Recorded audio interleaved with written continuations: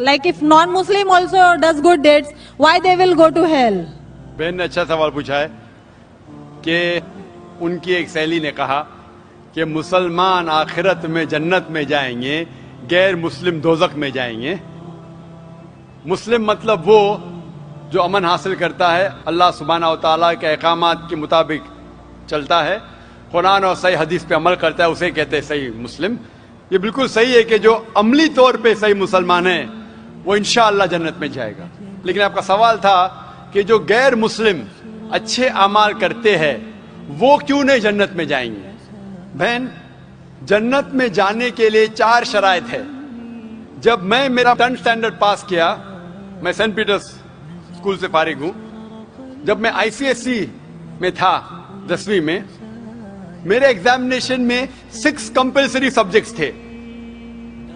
English, mathematics, science, geography, history, Hindi, 6 subjects compulsory. 6 subjects में पास होना compulsory है। इसी तरीके से इंसान को जन्नत में जाने के लिए 4 शराइत है। ये लिखा है सूरह अल असर में, सूरा नंबर 103, आयत नंबर 1, 2, 3, जिसमें अल्लाह ताला फरमाते वल अस्र इन्नल इंसान लफी खुस्र इल्ला लज़ीना आमनू व अमिलु सॉलिहाति व तवासौ बिल हक़ व तवासौ बिस सब्र। अल्लाह सुब्हानहू व तआला कसम खा रहे हैं वक्त की, असर की। बेशक इंसान खसारे में है। सिर्फ वो लोग जो 4 चीज में सफलता पाते हैं वो लोग खसारे में नहीं हैं। और ये 4 चीजें ईमान, अमल सालिहात, वतवासौ बिल हक़, वतवासौ बिस सब्र। जिस तरीके से मुझे 10th स्टैंडर्ड पास करने के लिए 6 सब्जेक्ट्स में पास होना कंपलसरी है। मिसाल के तौर पे अगर मुझे mathematics, English, history, geography, science में 99% मार्क्स मिलते हैं, 99%, और हिंदी में सिर्फ मुझे 10% मिलते हैं, एंड पासिंग मार्क्स इज 40%। पास होने के लिए 40 मार्क्स की जरूरत है। अगर एक सब्जेक्ट में, हिंदी में, मुझे 10% मार्क्स मिलते हैं और बाकी 5 सब्जेक्ट में 99% मार्क्स मिलते हैं, क्या मैं 10th स्टैंडर्ड पास करूंगा कि नहीं? बहन, मैं आपसे पूछना चाहता हूं, क्या मैं 10th स्टैंडर्ड में सफलता पाऊंगा कि नहीं? एक सब्जेक्ट में 10%, बाकी 5 सब्जेक्ट्स में 99%, क्या मैं 10th स्टैंडर्ड पास करूंगा कि नहीं? नहीं। क्यों? क्योंकि मुझे हिंदी में 10% मार्क्स मिले, भले 99 मिले बाकी 5 सब्जेक्ट में, हिंदी में 10 फेल।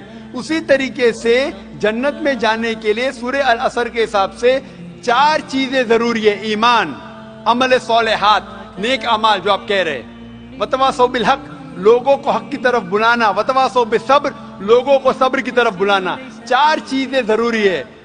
एक भी चीज अगर इन चारों में से मिसिंग है, मौजूद नहीं है, अगर आप एक भी चीज में फेल होते हैं तो आप जन्नत में नहीं जा सकते। अगर आप कहते हैं कि आप अच्छे इंसान हैं, आमाल में आप बहुत अच्छे अमाल करते हैं, मान लो आपको 99 मार्क्स मिले अमाल में, 99, लेकिन ईमान में तो आप फेल है। आप ये नहीं मानते कि अल्लाह एक और मोहम्मद सल्लल्लाहु अलैहि वसल्लम आखिरी पैगंबर है, जो सारी मजहबी किताब में लिखा है, तो आप ईमान में फेल है। आप कितने भी नेक काम करो, 99% मिले, 100% मिले, बाकी 3 हिस्से में ईमान में लेकिन फेल हुए, तो आप जन्नत में नहीं जाएंगे। इसी तरीके से अगर कोई इंसान नाम का मुसलमान है, नाम का मुसलमान है, अच्छे अमाल नहीं करता है, नेक अमाल नहीं करता है, वतवासौ बिल हक़, दावत नहीं देता है, लोग को हक के राह पे नहीं बुलाता है, या लोग को सबर की तरफ नहीं बुलाता है, सिर्फ नाम का मुसलमान है, मोहम्मद, सुल्तान, जाकिर, अब्दुल्ला, तो वो जन्नत में नहीं जाएगा।